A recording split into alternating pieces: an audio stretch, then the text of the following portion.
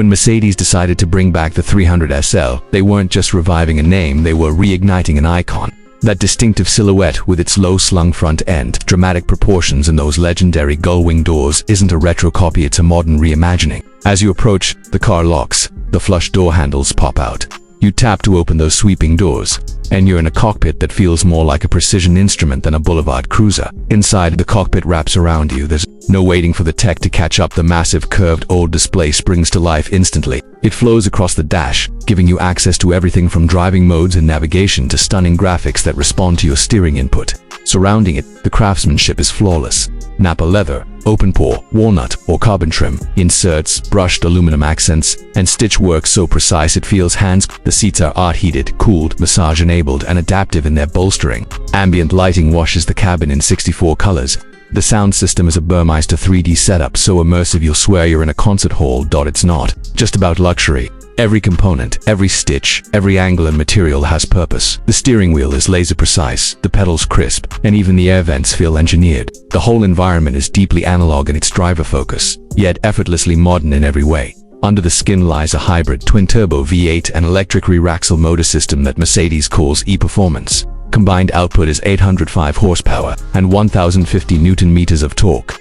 That kind of power has become almost routine in this era, but what's astonishing is how seamlessly the electric motor fills in the torque curve under 3,000 revolutions per minute, giving you instant launch grip while the twin turbos spool up. From 0 to 60 takes just 2.9 seconds, and the top is electronically capped around 205 miles per hour.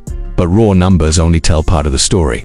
Under braking, the carbon ceramic discs bite with uncanny precision. The adaptive suspension reads the road and adjusts within milliseconds. Rear-wheel steering tightens your line in corners, and the chassis feels rock solid while remaining light and responsive. In comfort mode, it soaks up bumps like a luxury limo. In sport or race, it becomes a track-ready missile that you can actually enjoy twisting through an old mountain pass. That hybrid system also gives you about 50 kilometers of all-electric driving, perfect for a silently sneaky departure from your front gate or an urban commute without waking the neighbors. But you won't be commuting. That V8 growl is irresistible, the kind of mechanical soundtrack that makes hair stand on end. Production numbers will be low, and pricing reflects that. It starts at around $185,000, but if you add those gull-wing doors, carbon interior, performance pack, and some bespoke options, you're easily north of $220,000.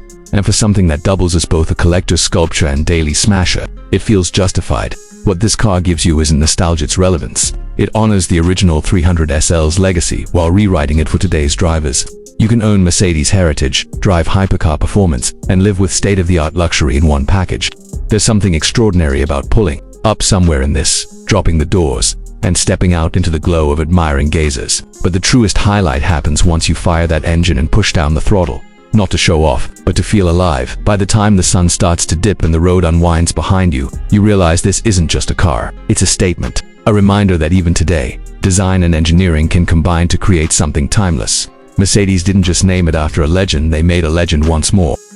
Extraordinaria, modern masterpiece rooted in history, yet unmistakably built for today. Thanks for joining me on this deep dive into the 2026 Mercedes-Benz 300 SL. If this kind of content moves you, hit like, subscribe for more, and let me know in the comments, would you take this over the horizon chasing hypercars, or would you play it safe? I'll catch you all in the next ride.